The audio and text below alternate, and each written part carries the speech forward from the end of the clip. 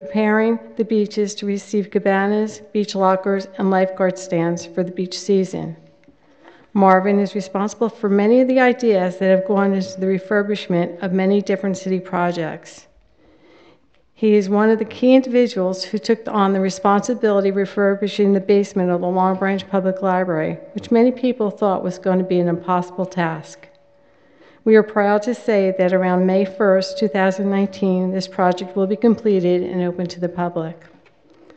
Marvin's invaluable work ethic and dedication to the City of Long Branch led to his being named the Director of Maintenance Services in October of 2017, where he took on the additional responsibility as the supervisor of the building maintenance workers. Marvin maintains a strong rapport with his team, and anyone who works under Marvin's leadership will tell you that he is fair with his staff but expects professional results at all times. He is well deserving of this recognition as he continues to prove his invaluable service to the Department of Public Works and the residents of the City of Long Branch. Congratulations.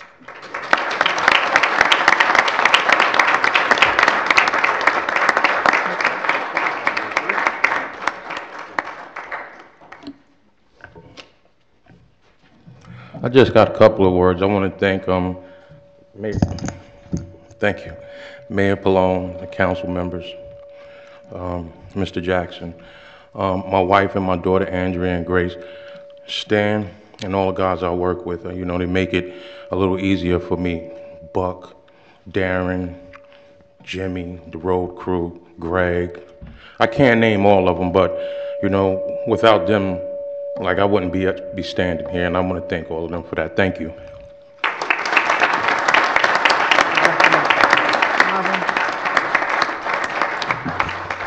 And for those of you that don't know, Marvin made the wall piece over there.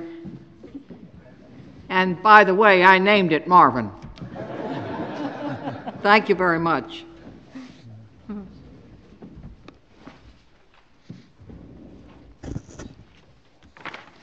I need a motion to approve the minutes of March 13th, 2019. So moved. Second. Roll call. Mr. Dangler? Yes. Mr. Viera? Yes. Dr. Vogt? Yes. Dr. Selly? Yes. Mrs. Wittes? Yes. Consideration of ordinances, public hearing, and final consideration. This is the second reading of ordinance number 2-19, entitled An Ordinance of the City of Long Branch, County of Monmouth, State of New Jersey, approving the application of and the execution of financial agreements with Long Branch Partners, Urban Renewal Associates, Phase 1, LLC, and Long Branch Partners, Urban Renewal Associates, Phase 2, LLC, in connection with portions of the Oceanfront Broadway redevelopment area. This ordinance was introduced on February 27, 2019. I need a motion to open the public hearing. So moved. Second. All in favor? Aye. If there's anyone in the audience that has a comment to make regarding this ordinance, please step to the microphone and state your name and address clearly for the record. You will have 5 minutes and may only speak once.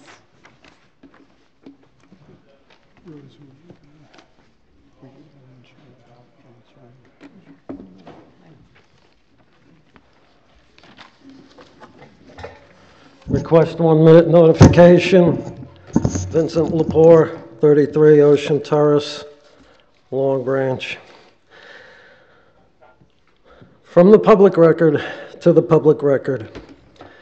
At the March 13th council meeting, the public record reflects remarks made by me concerning Resolution 296-17, referring to Long Branch Partners as conditionally designated redeveloper. It was pointed out on the public record that Article 13.1 of R 296-17 stated, quote, redevelopers shall be without power to sell, lease, or otherwise transfer the property or any such part without the written consent of the city, end quote. Section 9.02 of your ordinance reflects at the last council meeting, Pallone created a new financial agreement through Long Branch Partners to Kushner Companies, stating, 9.02 again, The city and entity hereby expressly acknowledge, understand, and agree that upon conveyance, whether by sale, grant, award, gift, transfer, or otherwise of any parcel or portion of land, including any improvements related to thereto, towards the end, shall be subject to and governed by the terms of this financial agreement. This record reflects that it was stated by Team Attorney Renone's, his position being that the ordinance introduced at these council meetings, 319, goes back at least 2 years to the prior administration, and not completing it could call for major consequences. These statements by Attorney Renone are false. Council, you well remember on September 20th, NJTV had a Long Branch forum on gentrification and quality of life. An individual from Long Branch went up and asked a question about a 2020 lottery program on Broadway and wanted to know if such could be put into Broadway. John Pallone's answers, and in the presence of John Pallone was Rose Wittes, Bill Dangler on the board, and Miss Vogt. In terms, quote, John Pallone, in terms of Lower Broadway, as far as I understand, there is a developer's agreement. There is a conversation that we are currently having in terms of an abatement, and what we're not sure of at what we're discussing is where the status of that abatement is. My understanding that there was an agreement, a good faith agreement for an abatement, but there was not any official documentation at this point. September 20th, 2018.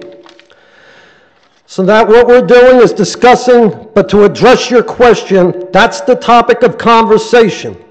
Because this administration would like to see exactly what you're saying put into place, referencing the cities with the 2020 lottery. Continuing on Pallone's statements, if we were even to grant that abatement, if we were obligated to honor it under the amended terms of it, and what we could say about it or input that we would have in terms of granting the abatement. End quote. Council, 3 of you were present when John Pallone, when this statement was made, September 20th, 2018, on the public record on an NJTV forum. There is no official documentation of a tax abatement of which you are obligated. Mr. Lepore, you have 1 minute. Council, tonight, on the bottom of the ordinance, you're going to be voting. Voting is a decision by decision.com. It means you have a choice. So anybody bootstrapping this council, whether it be City Attorney Renone or Pallone, they're wrong. Saying you have no choice, they're wrong. You have 4 choices at the bottom of this ordinance. Yes, no, abstain, or absent. The question now becomes, will Team Pallone honor their campaign pledge of no new tax abatement and vote no? Or will they violate their campaign pledge, the #1 issue in this campaign with tax abatements, and vote yes? It's in your corner. Your corner will determine whether you're liars or trustworthy to the people who voted for you. I request a no vote.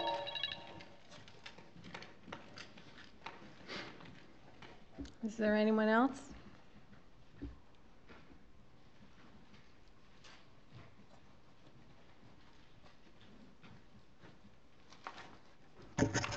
Good evening, and I'll be brief.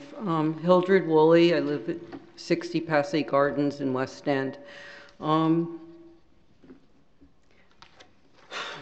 My concern is the length of the abatement, and I went through the State of New Jersey Office of Comptroller's report that they had done back in 2010 concerning abatements. And I made a couple of extra copies for you. My concern is that the abatements concern inequity amongst the citizens of Long Branch who pay taxes, because we have to make up the shortfall that will be coming down the road. And I don't understand, is this development, are these going to be owner-occupied units or are these rental units? They're rentals. Okay, so that further, it just seems troubling to me that a 30-year abatement is being given for rental units. And that's really all I have to say about that, and I had made 2 copies. I have it. Oh, you have it? Thank you. Thank you. Is there anyone else? Oh, you're not done, I'm sorry. Yeah, and in the back, towards the back, they have a list of recommendations, and it's quite interesting. Thank you. Thank you. Thank you for reading that. I'm very familiar with Comptroller Boxer's comments there back in 2010, and I agree with most of them, actually. Hello, Lori Ann Vendetti, 38 Ocean Terrace. Is there an official tax abatement for that property? What property?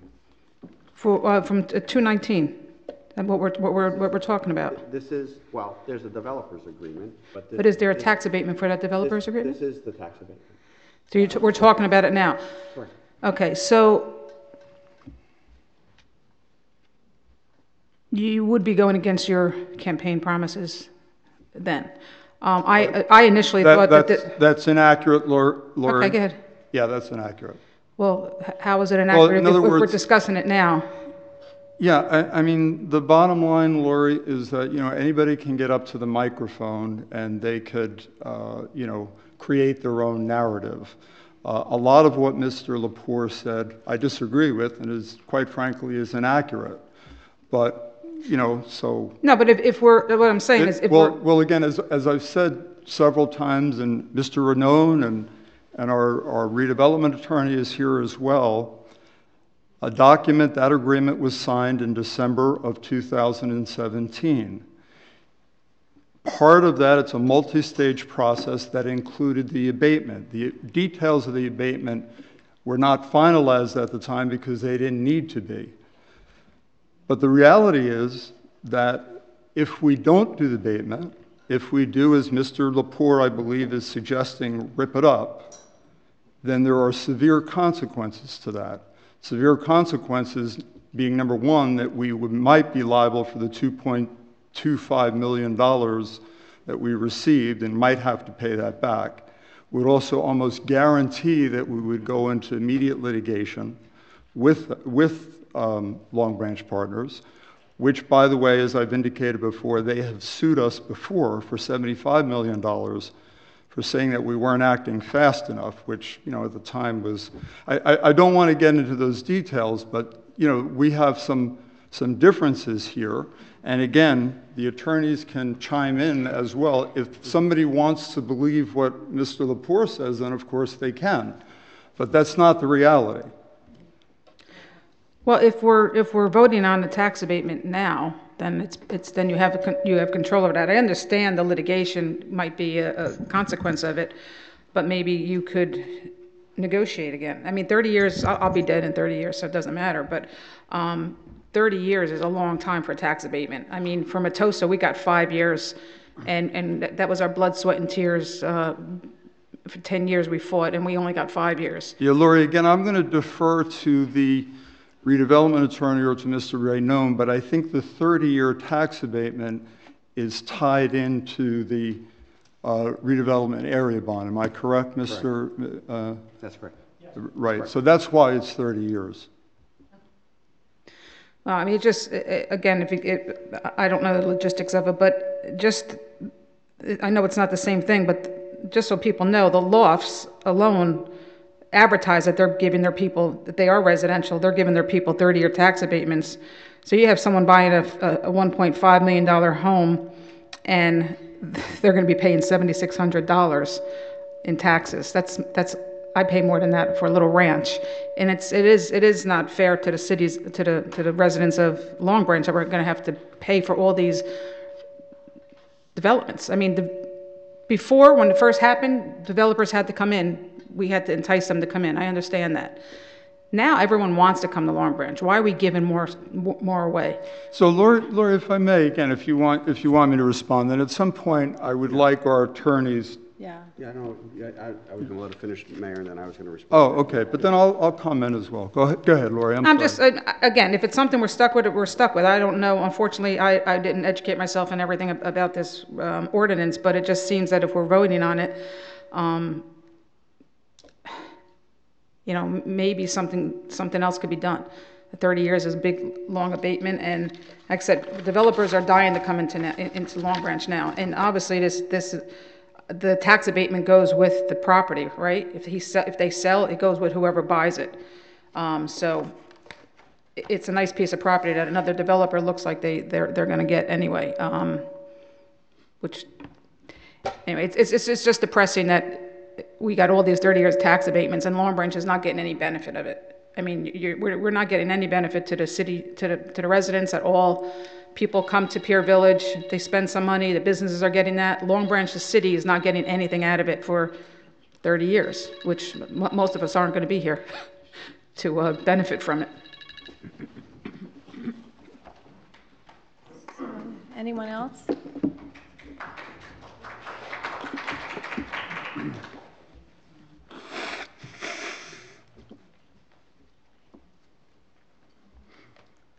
Kathy O'Donnell, 512 Church Street. We're strongly against the tax abatement when our taxes have been going up for every year for 10 years. And I know we were all excited that a whole new council was in to have a whole new direction for Long Branch because long-standing residents don't like what's happening. I get sick driving down Ocean Boulevard. It's horrible, and we've been here for 36 years. Our taxes have gone through the roof. My husband's retired, and I can't afford to live here.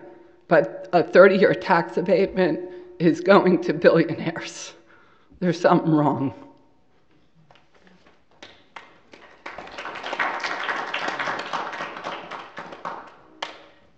Is there anyone else? No?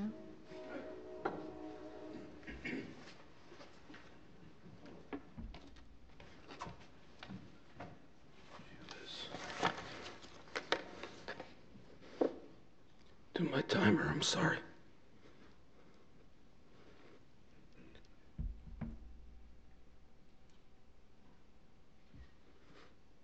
Okay, so Ernest McNulty, I was born in Long Branch. Bear with me, I think in 3 weeks after surgery, they say I'm going to sound like Antonio Banderas, so just bear with me. Mr. McNulty, can you speak a little closer? Okay. Thank you. All right. Thank you. I can't because the doctors, if they hear me, I'm not supposed to be speaking. So, okay. So, I certainly, after 70 years, I've seen a lot of things come and go in Long Branch. Mayors, councils, developers, police, fire people, etc. And I think the crescendic moment of the problem came when Operation Bidrig hit this area. It involved a Madoff-type developer, financier named Solomon Dweck, who had very, very strong ties to Long Branch, Deal, Asbury, Ocean, all this area. And ultimately, I think from selling body parts in Deal all the way up to Hoboken arresting the new mayor, I think 68 of 70 people were convicted in Operation Bidrig, which involved mostly developers. And of course, a few committed suicide, so we won't count them.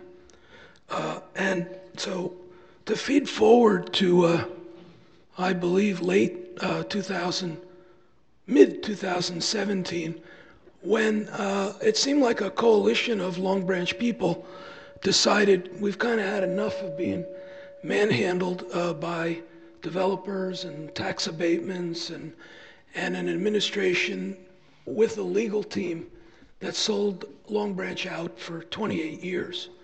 So this coalition came together, and some of the people who spoke tonight are very emblematic of that, and worked very hard to cause a new administration, a new city council, etc.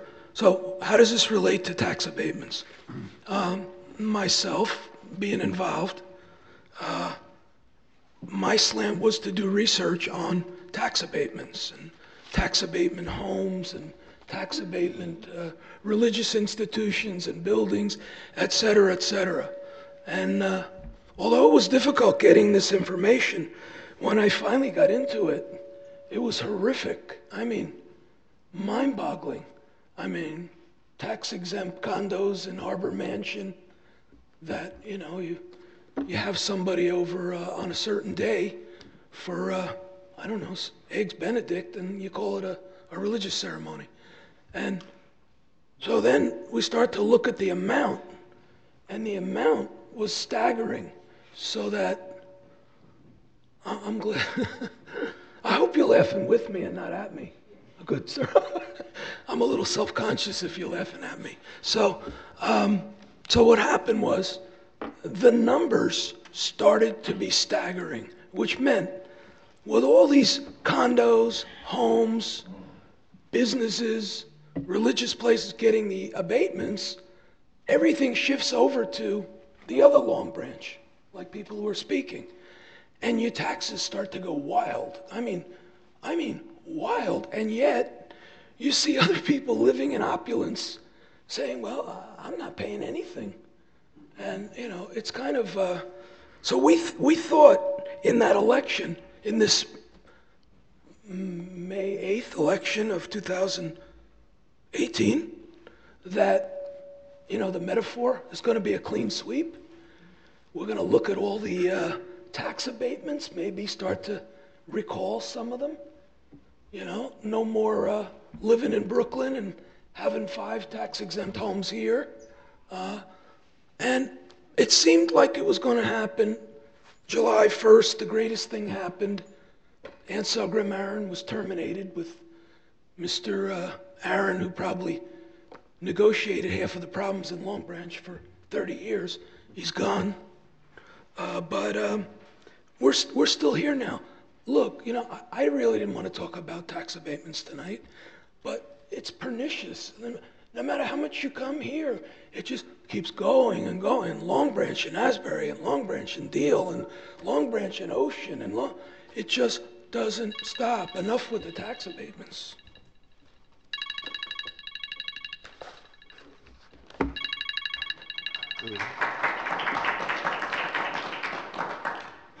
Anyone else?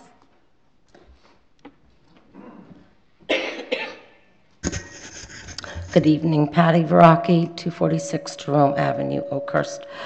I know I've already said plenty about my disagreement with the tax abatement. Patty, And could you raise it just a tad? I'm sorry. yeah, I was trying to avoid the ringing. So my opinion on that doesn't need to be repeated, but I think I was able to read some of the documents that Hildred Woolley had supplied to the council, and I understand you had a copy of that too, Mr. Mayor Pallone. But what I am concerned with mainly now, I think, is this whole redevelopment area. We obviously know the ocean front of Long Branch and the west side of Ocean Avenue does not need redevelopment, so that it continues to give people, you know, the luxury of having not only oceanfront, prime oceanfront properties, but obviously continued abatements with taxes. And now there's the federal, I always forget the name of that, where they have also, you know, the zones that go in and out of Long Branch. I would love to see that map of the federal The opportunities. the opportunity zones, okay? So I really think we need to take a hard look at that. And I do remember that during the debates and during campaigning, one of the questions, and I think it may have been me that asked, wasn't Long Branch due for where the city gets reevaluated and what's needed, the long-range plans of Long Branch? And I remember that there was talk that not only do we need to take a hard look at where Long Branch is heading, because obviously it was due this coming year, and compared to what it was when it was done, you know, there's been some major changes since then, and not, in my opinion, for the better. But also the fact that the rest of Long Branch continues to not receive those tax abatements or, you know, funding or grants or what have you. Perhaps maybe more needs to be looked into for other sections of Long Branch, and the reevaluation of which way we're heading, and what areas can now be, you know, looked at and helped rather than just the ocean front, because it's really become, you know, out of hand. Thank you. Thank you.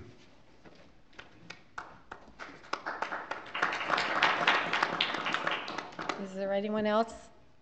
No? Okay, I need a motion to close. So moved. All in favor? Aye. Aye. This is the, Council President, can I respond? Yes. Can I just maybe see if I can answer some of the questions? There's a couple of things that I want, first thing that I want to get out of the way is this agreement does not consent to the transfer of this project to another developer. So I want to make that clear. I think Mr. Lepore, and I realize that, you know, he reads the first sentence and then reads the second sentence and then pretends to tell you what the sentences are in between. But the fact of the matter is all that paragraph says is that in the event that the city does consent to the transfer of another developer, that developer will also be bound by the terms of this agreement. So it's only a kind of a successor in interest. So the issue of whether or not this project gets transferred to another developer will be kind of a matter for another day. But the city, by that paragraph, doesn't give up its right to consent, which is contained in the developer's agreement. That's the first thing. The second thing, when we talk about tax abatements, and this is a commonly held misconception, and of course we heard it from Mr. Mignoli tonight, is he conflates abatements and exemptions, okay? So the state of New Jersey, by law, exempts certain properties. They exempt churches, for instance. They exempt public property from paying taxes.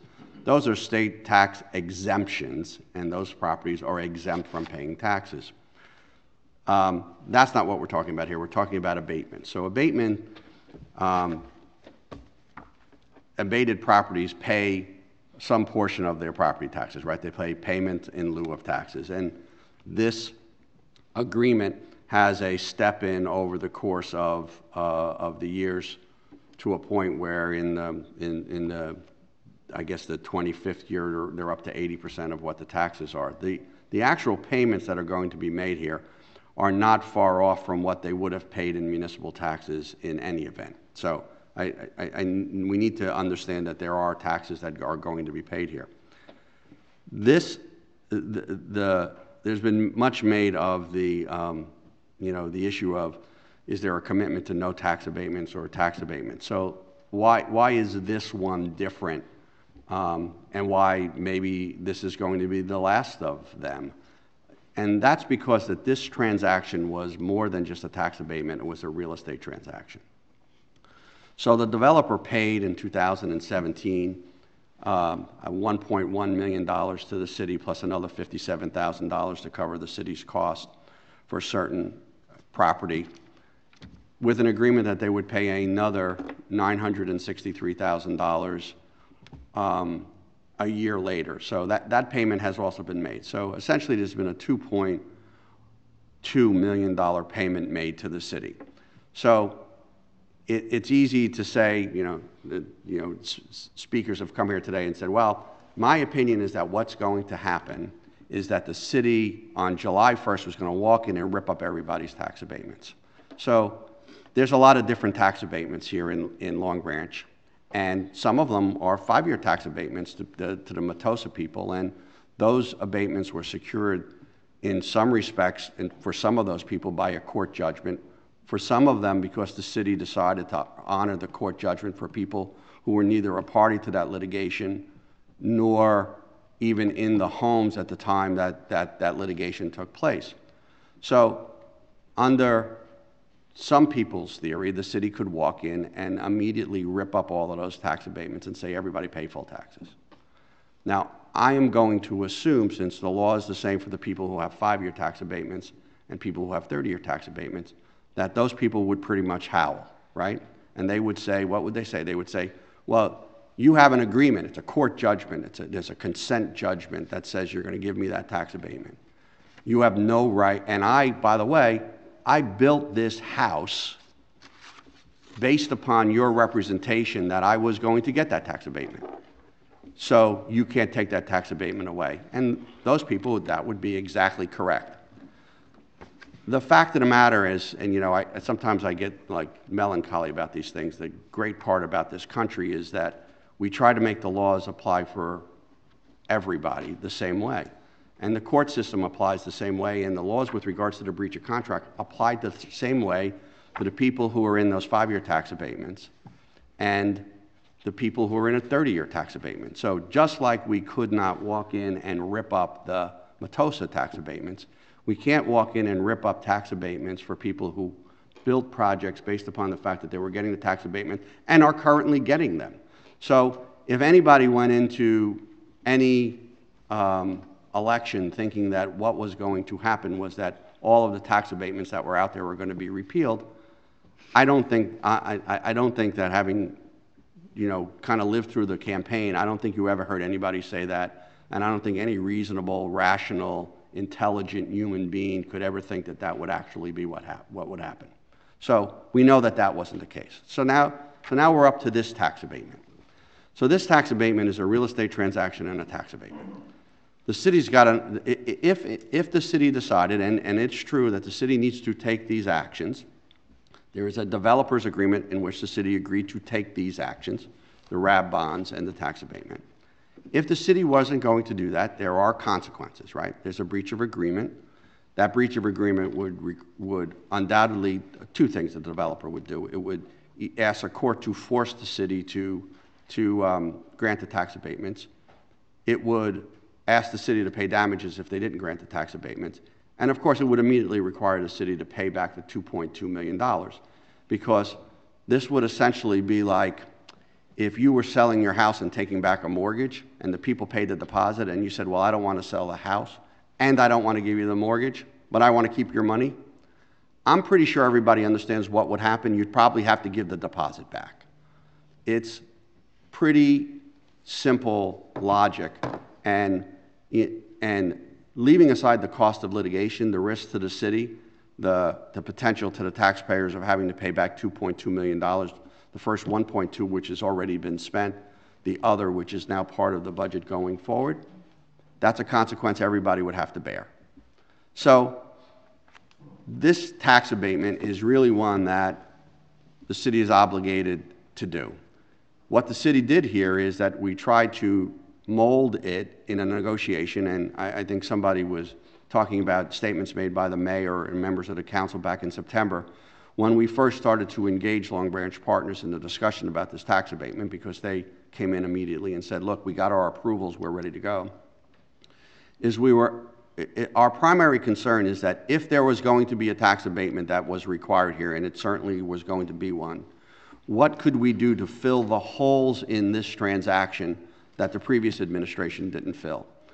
And the most important thing that we were faced with in the beginning was an uncertainty as to whether this developer really had the ability to do this project. The second concern was that it was going to be drawn out over such a long period of time that the benefits to the city in phases 2, 3, and 4 would never be ultimately realized, because they'd be taking the tax abatement and not moving forward with the project, because they had phase 1 and then consecutively Phase 2 and then Phase 3 and Phase 4. So we were able to go in and cure that problem by crunching Phase 1 and 2 into one phase, thus speeding up from 15 years to 7 years when Phase 3 and Phase 4 were going to start.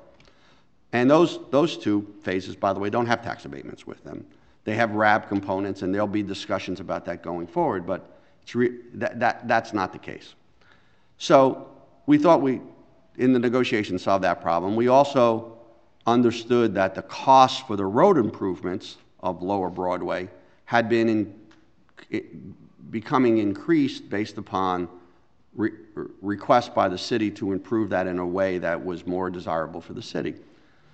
Instead of allowing that number to balloon to $6 million, we reduced it by $150,000 and capped it. So if it actually is $6 million, the developer now is actually putting out, more than $1 million of his own money to make those improvements. So we did those things, and we think that we closed the hole. And I don't want to go on for too long, but I think it's important to. It's important for me to say, and it's unfair for people to say, well, you reneged on your promises, now everybody's getting a tax abatement. The fact of the matter is, the real facts, because people talk about the public record, and if people came not just to the public meeting and spoke, but actually came to the workshop session where a lot of work gets done, you'll know that there's two projects that the city is well on their way of having completed, and one is the surf club, Oneida Surf Club, and the second is the Ocean View Towers, which we had some people in at the meeting, I guess a couple of meetings ago, pre-meeting, that they outlined, and that was a project, by the way, that there was at least open the possibility that they would also get a tax abatement. The Ocean View Towers project, based upon what we were told, the estimated value of that project is $150 million. The taxes that will be paid there are $3 million. So that's the first really big project that the city has had a number put on it that we know what that's going to be.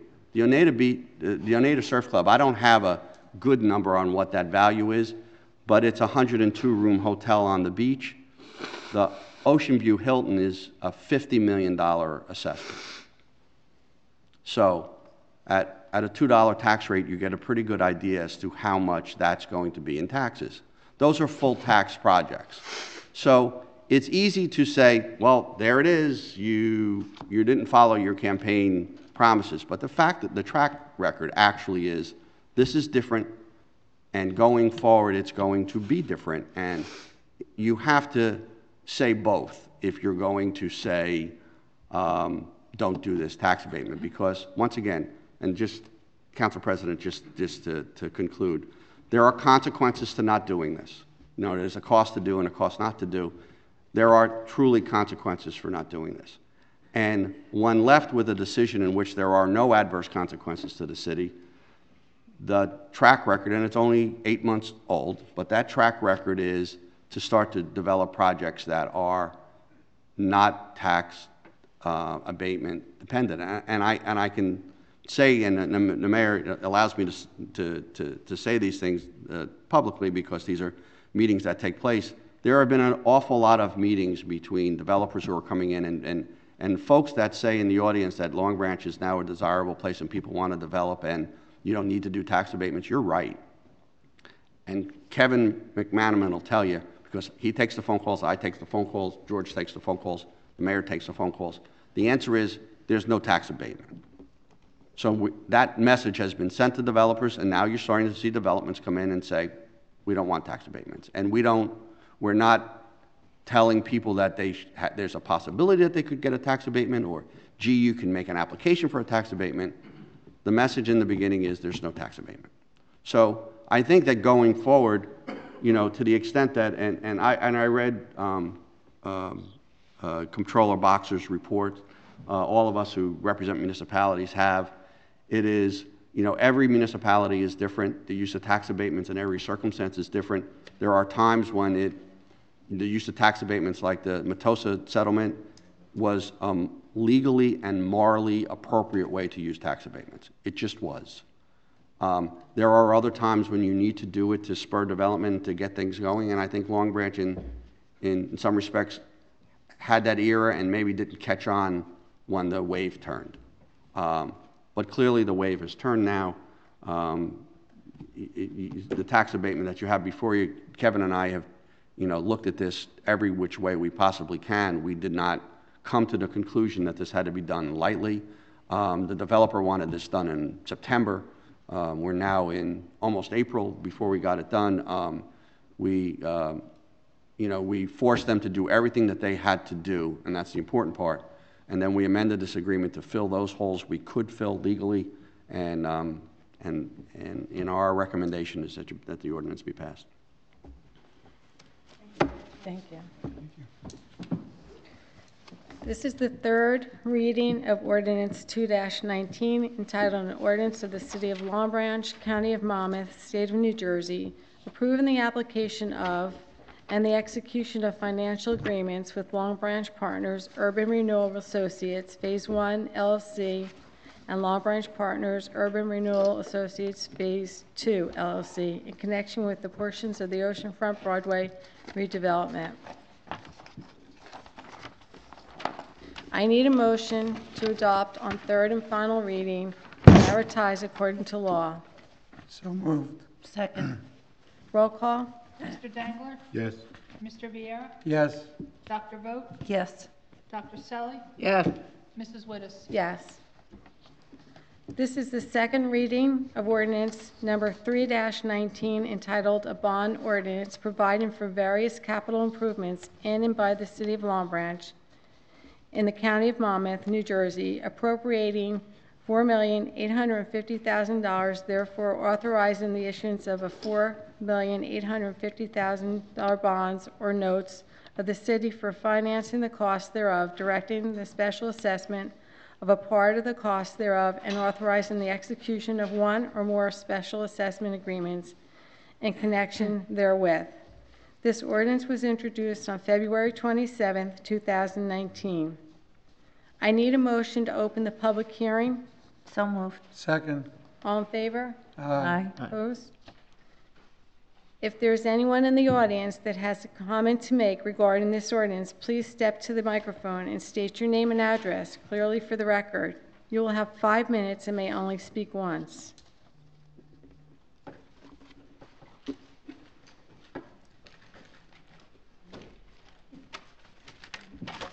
Vincent Lepore, 33 Ocean Terrace, Long Branch. I want the public record to reflect the amount of time that the city attorney took to make a response to all the people that came up to this podium and were restricted to 5 minutes.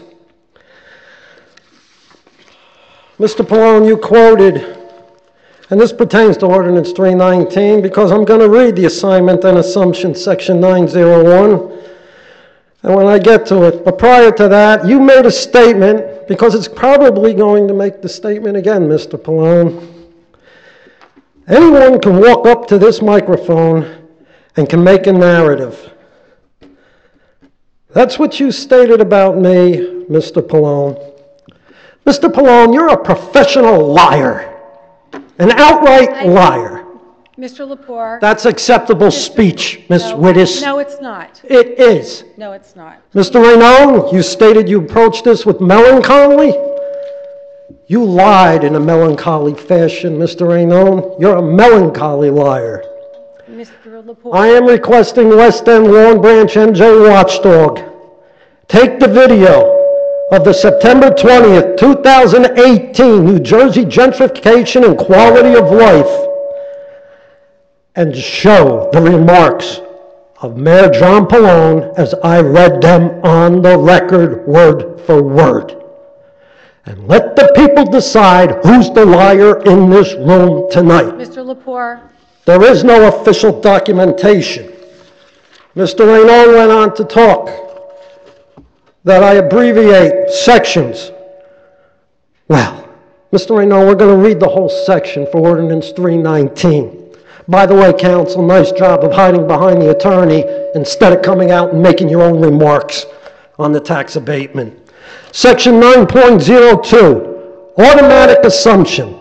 The city and the entity hereby expressly acknowledge, understand, and agree that upon conveyance, whether by sale, grant, award, gift, transferee, or otherwise, of any parcel or portion of land, including any improvements related thereto, whether in accordance with the pursuant to the terms hereof, the tax sale law, otherwise including without limitation, any state insolvency law, the construction lien law, or any other law similar effect, or federal bankruptcy code, such parcel or portion of land, including any improvements related thereto, shall be subject to, governed, and bound by the terms of this financial agreement.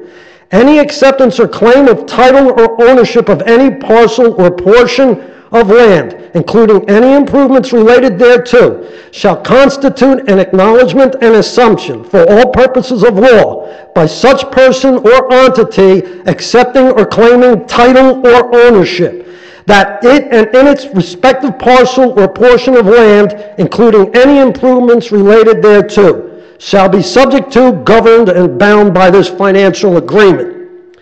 This is the assignment and assumption under Article 9 of Ordinance 319, the one we're discussing now, and Ordinance 219.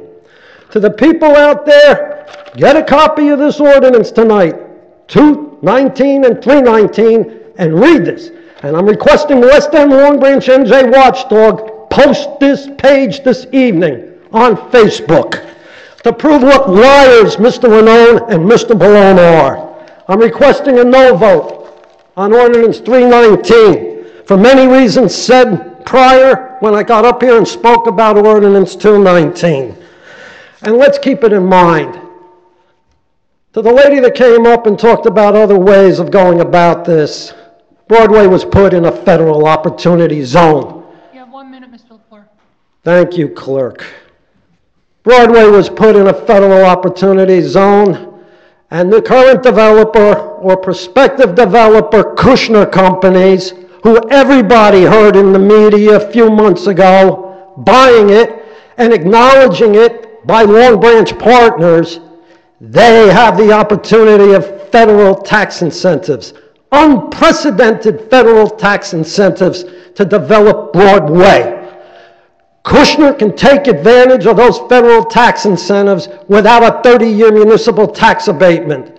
He just bought on February 22nd 6,000 apartments in Maryland and Virginia for $1.1 billion.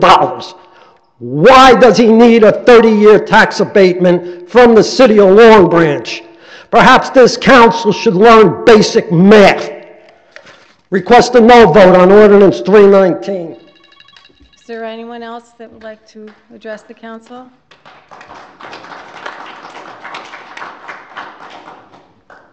I need a motion to close. So moved. Second. All in favor? Aye. Aye. Closed, I'm sorry. This is the third reading of ordinance number 319 entitled a bond ordinance providing for various capital improvements in and by the city of Long Branch in the county of Monmouth, New Jersey, appropriating $4,850,000, therefore authorizing the issuance of $4,850,000 bonds or notes of the city for financing the cost thereof, directing the special assessment of a part of the cost thereof, and authorizing the execution of one or more special assessment agreements in connection herewith. I need a motion to adopt on third and final reading and advertise according to law. So moved. Second. Roll call. Mr. Dangler? Yes. Mr. Viera? Yes. Dr. Vogt? Yes. Dr. Selly? Yes. Mrs. Wittes? Yes. This is the second reading of ordinance 419 entitled an ordinance creating a new chapter 148 heavy equipment use of the municipal code of the city of Long Branch and establishing a requirement to obtain a registration certificate for the use of cranes in the city of Long Branch. This ordinance was introduced on March 13th, 2019. I need a motion to open the public hearing. So moved. So moved. Second. All in favor? Aye.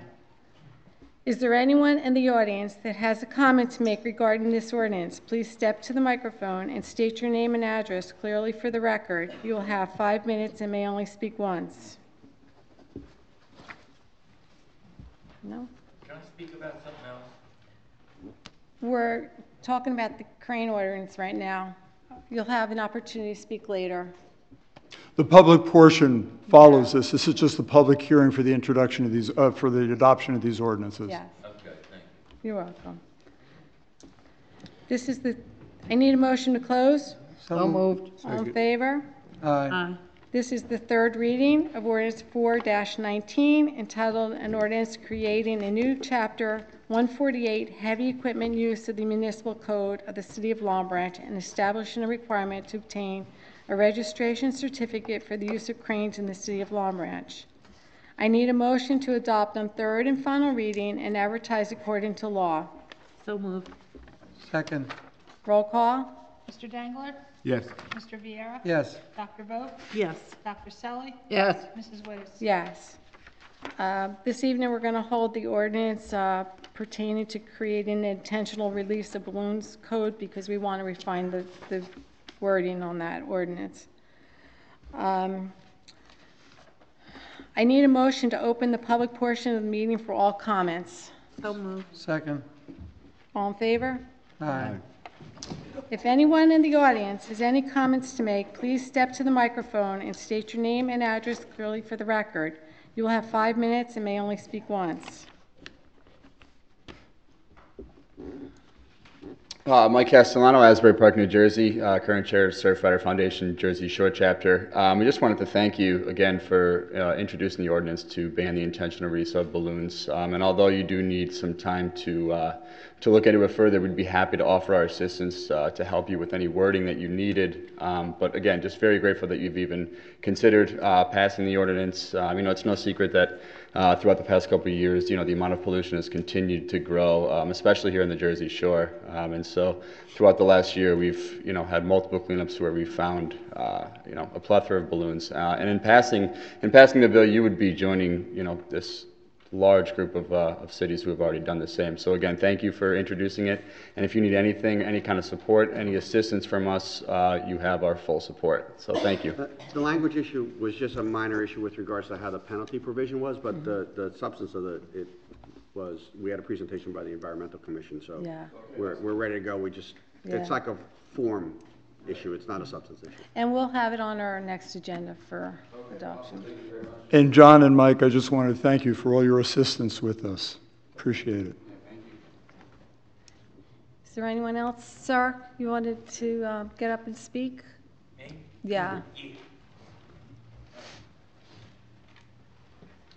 I live on 16 Woolley Avenue in Long Branch. And your name, please? Joseph Lucia. Thank you. And I called Mr. Pallone once, his office. I have all the numbers of the senators and everything, but you were probably too busy to notice this. It's about Woolley Avenue and the people that drive down it. It's a 25-mile-an-hour zone down there, and people go down there at least 40 miles an hour, 38 miles an hour. And I call the police, and I feel like I'm wearing a tin hat on my head. Because I call them, the police come for 5 minutes, and they leave. There was about 3 policemen that were really great, and they stayed there, and they got a couple people who were doing 38 miles an hour. I had policemen come to my house and threaten me because I called too many times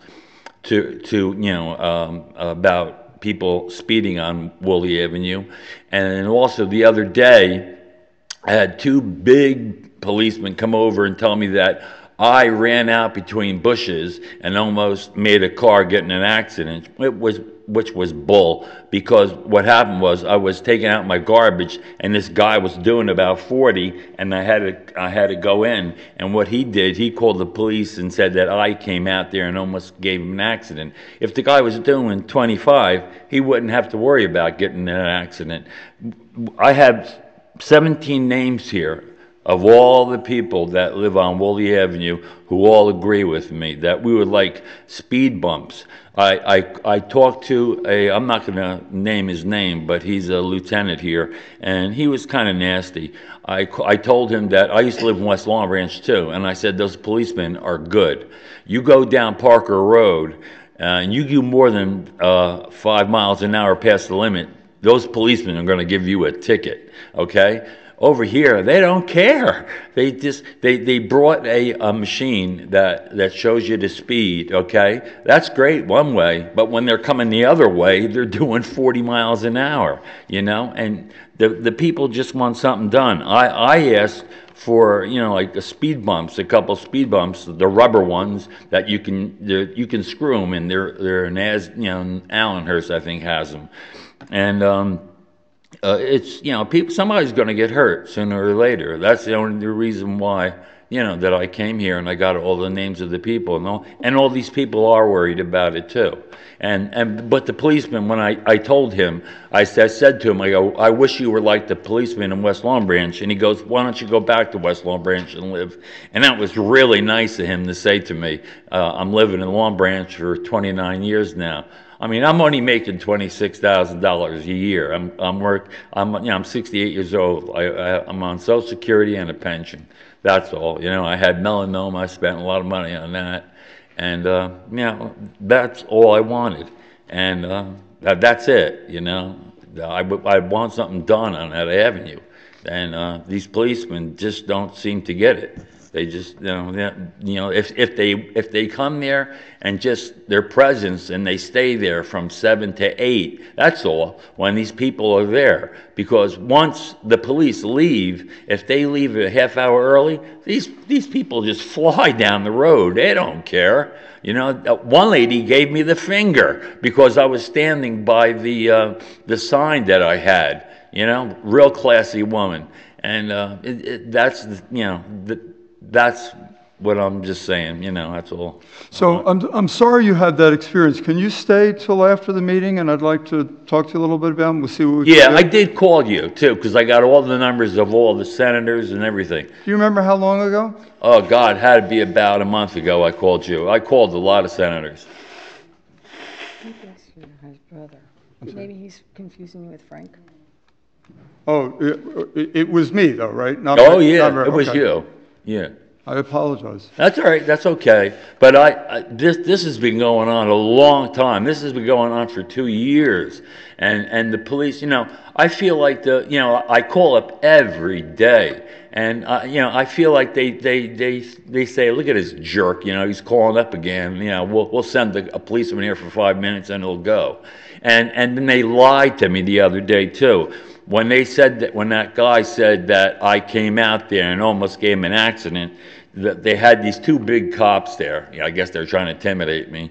And the cop goes, well, we had police here all day. I go, no, you didn't. I said, I was out here. I was sick, but I stayed here and I looked down both ways of the street and you had no policemen there. The cop lied right to my face.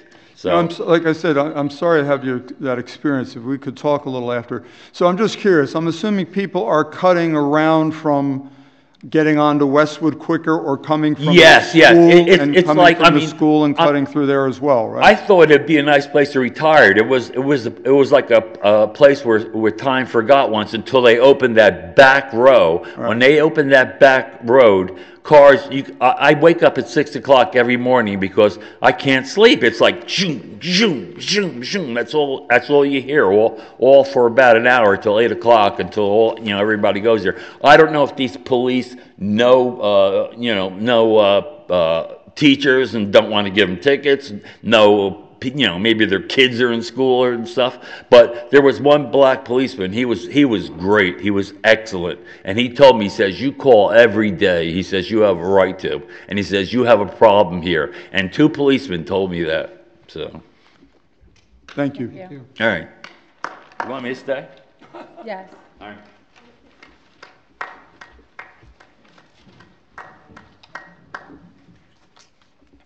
Hello, good evening again. I just had 2 quick questions. Number 1, as far as the heavy equipment ordinance, is that my understanding that we did not have that in place for the cranes that have been in use for the prior months?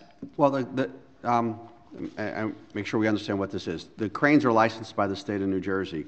All this ordinance does is require anybody who's operating a crane to provide to the city a copy of their license. Okay. So, you'll come up and ask a question and say, hey, do you know if that's a licensed crane operator? Well, we would have to go check with the state of New Jersey, but now with this ordinance, we wouldn't have to check with the state. You would be able to come here and say, look, I want to see a copy of their permit from the city, and you'd be able to get all of that information about who's operating it, what their licenses are, what their insurance is, and all of those things. Because I'll tell you, there was a lot of times it looked pretty scary, especially if you were driving underneath it, or the houses near it. All right, the other question I had, again, this is questions for some others. The path of the $8,850,000 for the bond ordinance for capital improvements. Is there an idea of what path that those monies will be going towards? What are you looking at, Patty? What Under the ordinance 319, I was asked, where does the $4,800,000? That's the improvements of Lower Broadway from Ocean through the Lower Broadway development. Okay, so the path of those monies is for capital improvements. That's to reconstruct and improve the road and change the alignment of the road also. All right, so just for road That's infrastructure. all it's for. Okay, thank you. Is there anyone else?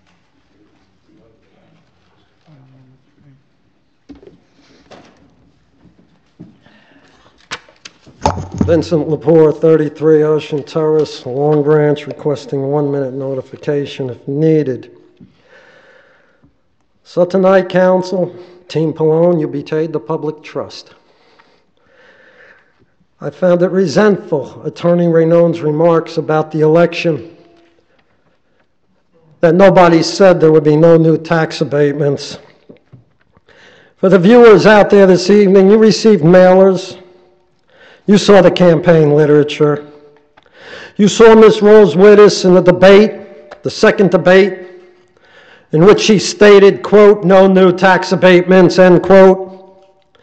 For you, Attorney Raynone, to make such a statement, as false as it is, to the people of this city, when you weren't even around, confirms that you are a melancholy liar. Excuse me, Mr. Lepore. It's acceptable wordage. Call people names. It's the truth. No, it's not the truth, and we don't need to call people. No one is up here calling you names. I want you to show the same respect for people up here. You can hide under the guise of cordiality, Miss Wittes, but the facts are the facts.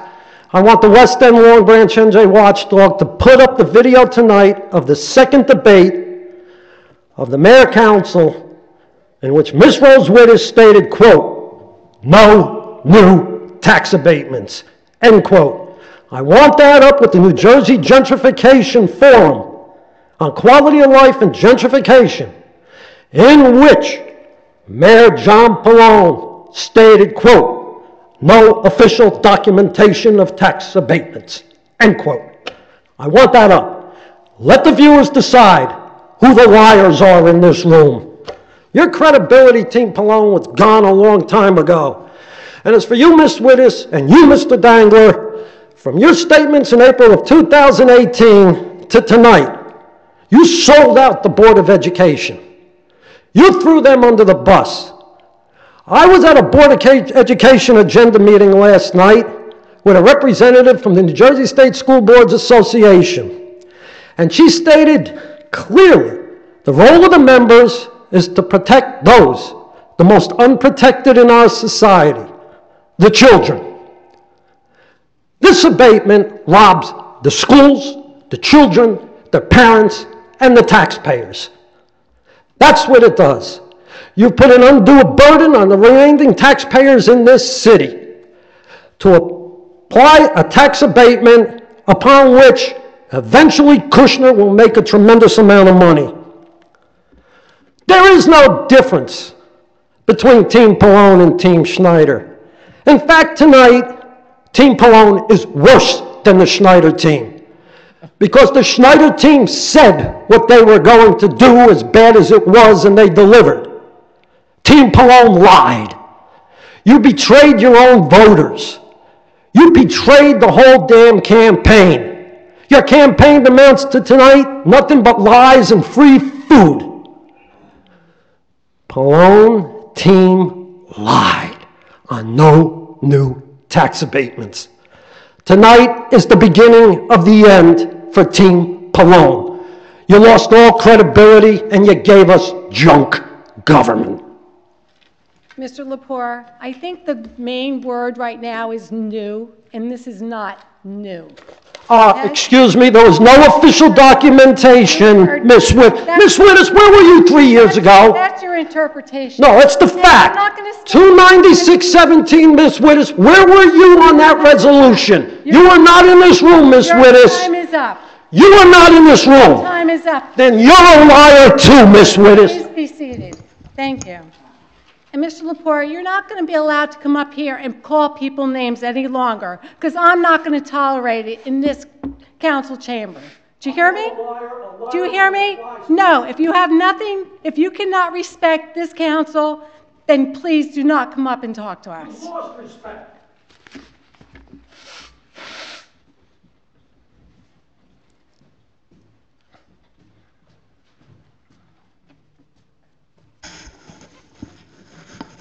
Anita Cravering, 161 Garrett Drive. I am outraged at the comments that Mr. Lepore made, disrespecting Mayor Pallone and Councilwoman Wittis. I expect to go to councilman, and I expect I respect the council, and whenever I disagree with something, I still wouldn't shout or scream. Instead I treat him with the utmost respect. And I strongly believe that the council and the mayor should not take this disrespect from anyone, especially Vincent Lepore. So all of you keep up the great work. Thank you so much, Anita. Thank you, Anita. Thank you. Thank you. Thank you so much. Thank you. Is there anyone else? Yes, yeah. I don't want to lose my turn. Ernest McNolly, Asbury Park, born in Long Branch.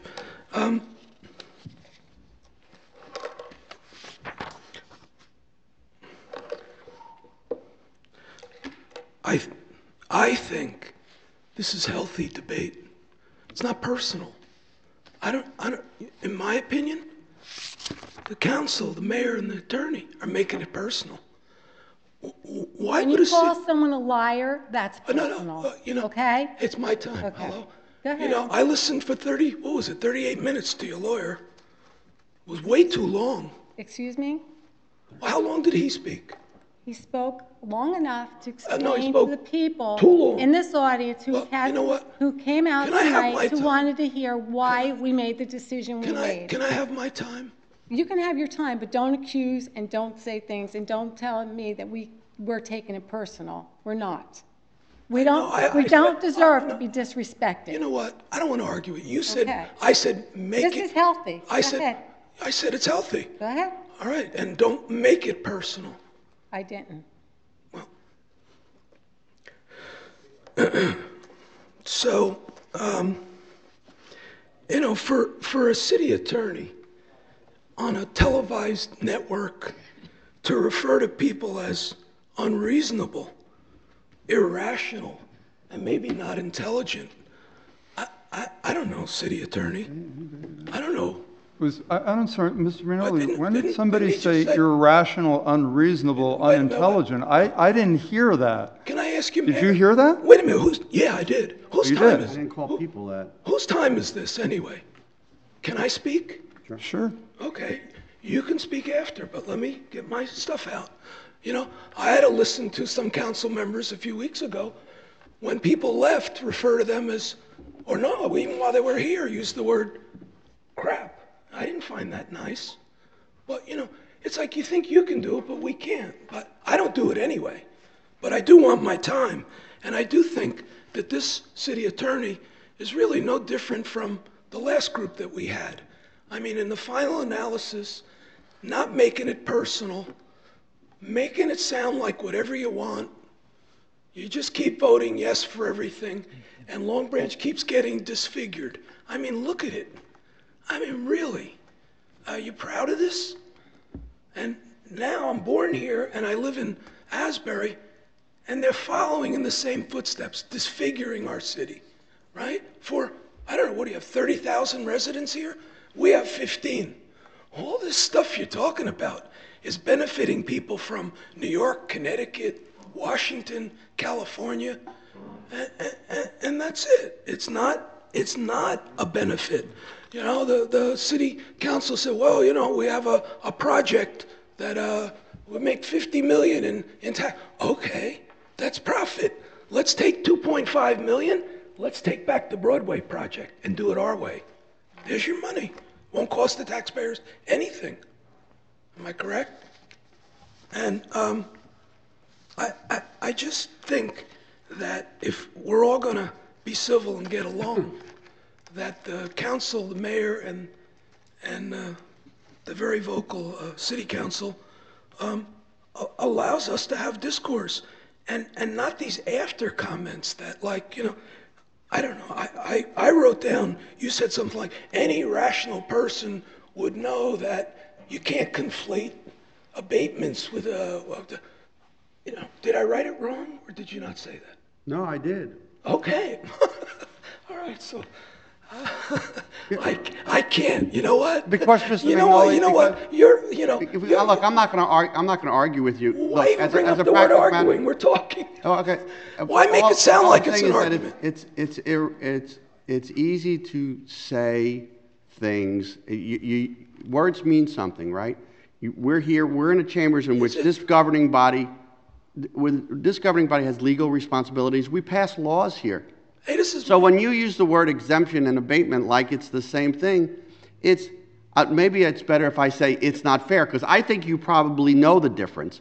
But I think that you want to make it sound like a house of worship getting a tax abatement and a project getting exemption and a project getting a tax abatement are the same thing, because you tried to make it sound like it's this great movement that's happening, and it's a great, like, cancer on the public good. But they're two different things. Can I get and that's all I was trying to say. Can I get my minute back? Yes, go ahead. Thank you. Thank you. You know what? Really, it is a cancer. Look at this city. Are you kidding me? Look what your predecessor did to Ocean Avenue. You weren't here when they were throwing Purple Hearts out in the street, disrespecting people. You make like all of a sudden it just started. This was promised to us. No more of this abatement. No more shifting it over to the homeowners. And you say, well, it's in the contract. So what? Challenge the contract. Be like Mr. Aaron. He challenged what's the law called? Take private for private. You can't do that, right? Well, how'd they get rid of all the homes and then put up multi-million-dollar homes? Because he knew by the time you went to federal court and you fought it out, you were going to lose. But he also knew by the time the 5 years comes to go to court, those things are built and there's people living there. Now you're looking at me strange. You don't know that, right? Where is it in New Jersey, in the country, that you could take private for private? Eminent domain. Come on, counsel. You know that you can't take private for private. You can't knock down a house and then put up a more luxurious house unless somebody's playing with the law. Thank you, Mr. Rinaldi. Thank you. And thank you for the time.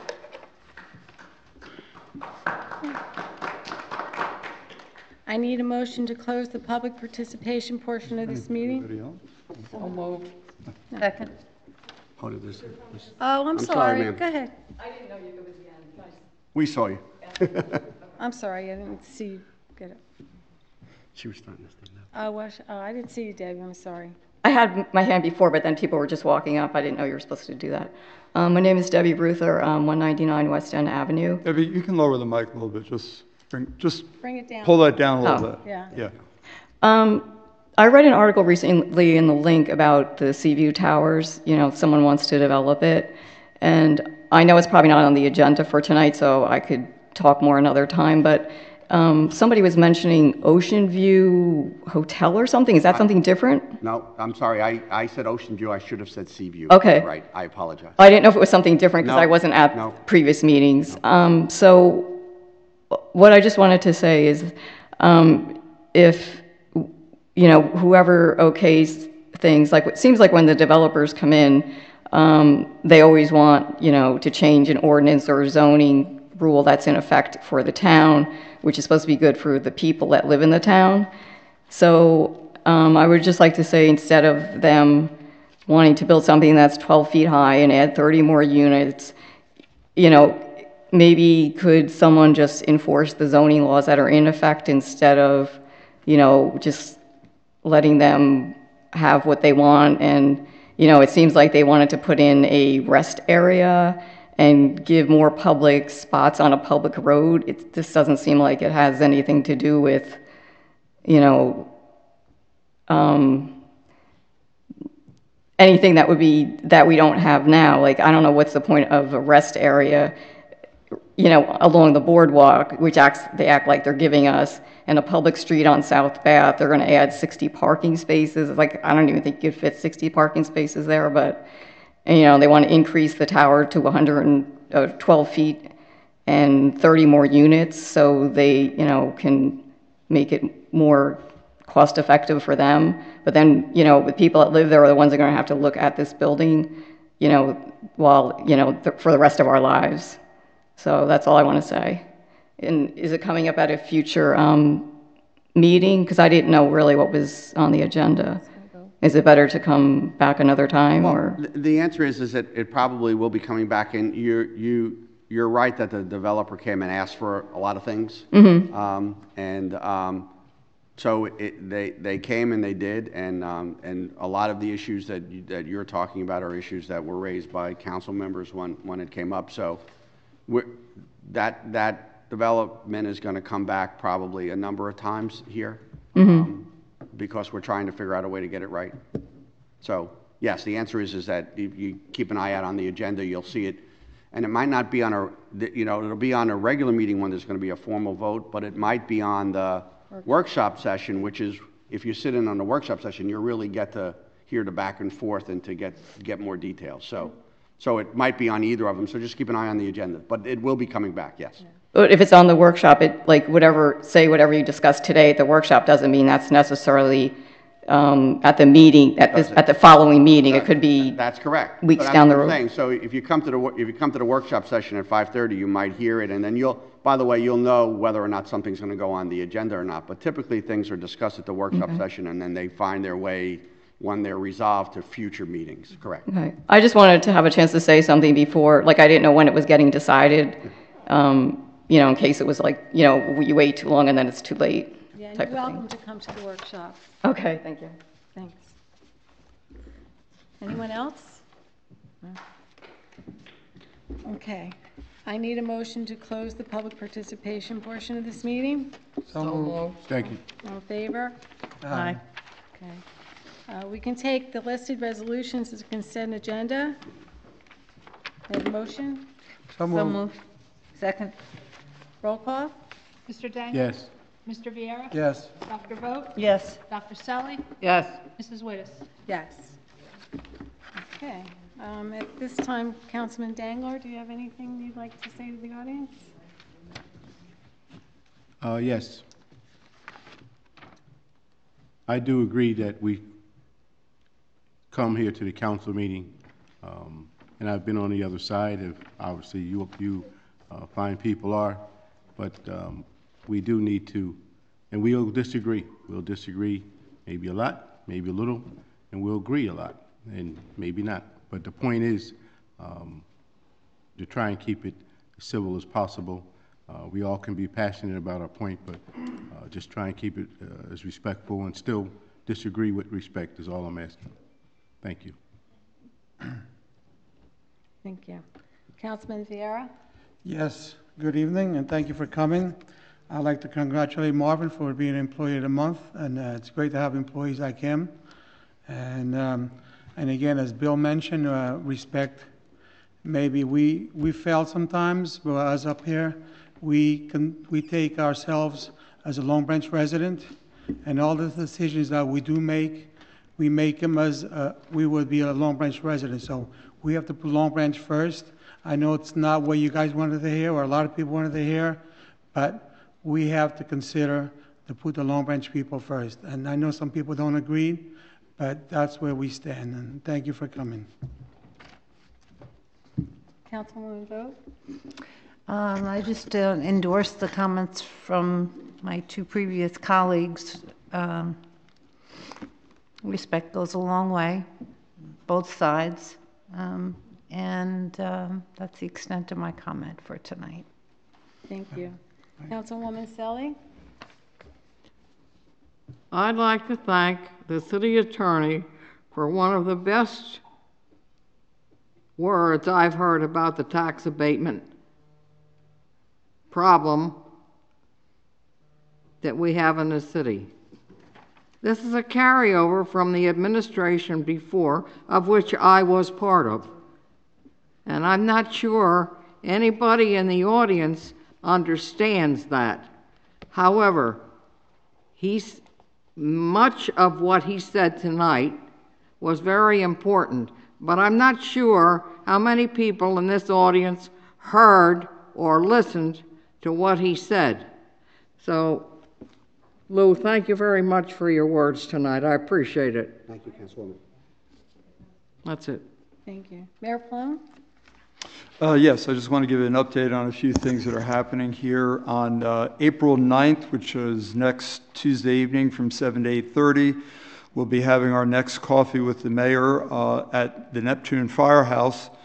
That's at 30 Branchport Avenue. Our goal is to have residents come out to enjoy light refreshments and have a chat with our administration and the council members. For more details, please visit the Office of the Mayor Facebook page or city website. But again, that's next Tuesday, April 9th, from 7 to 8:30 p.m. I'm sorry? Thank you. 2 Tuesdays. Yeah. Okay. Also, thank you, Mr. Jackson. The City of Long Branch is launching a Shop Long Branch program and will be holding a special presentation. That is this Tuesday, April 2nd, 2019. This presentation will be exclusively for Long Branch merchants, shop owners, and small businesses. It will be located at City Hall, right here, 344 Broadway on the second floor at 6 p.m. All are welcome to attend. Shop Long Branch is a property tax reward program for residents. More information about what residents need to do to sign up will be coming out in the next couple of months. The City of Long Branch now has Instagram.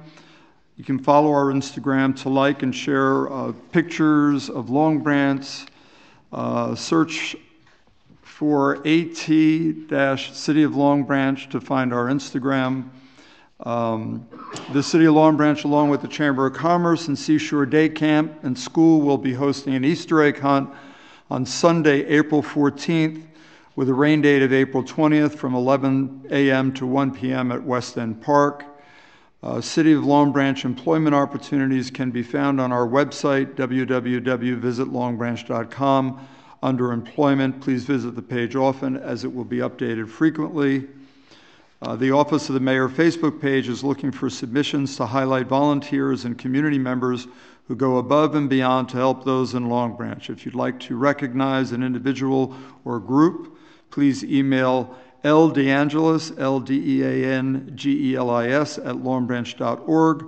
This Facebook page is also running a photo contest. More details can be found at the Office of the Mayor page and the winner will be highlighted on our new website, which we are working on. And I just would like to thank everyone again for coming this evening, for your comments, and it's good to hear from you. Thank you. And I too would like to thank everyone for coming this evening.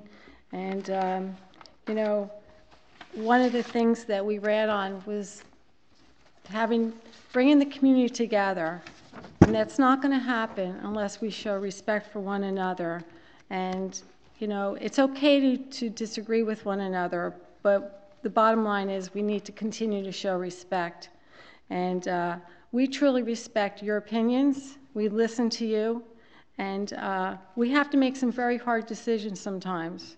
But I don't want you to ever think that, you know, because we're not voting the way that you would like us to vote, that we're not considering your feelings and the way you feel about the subject, because we do consider everyone.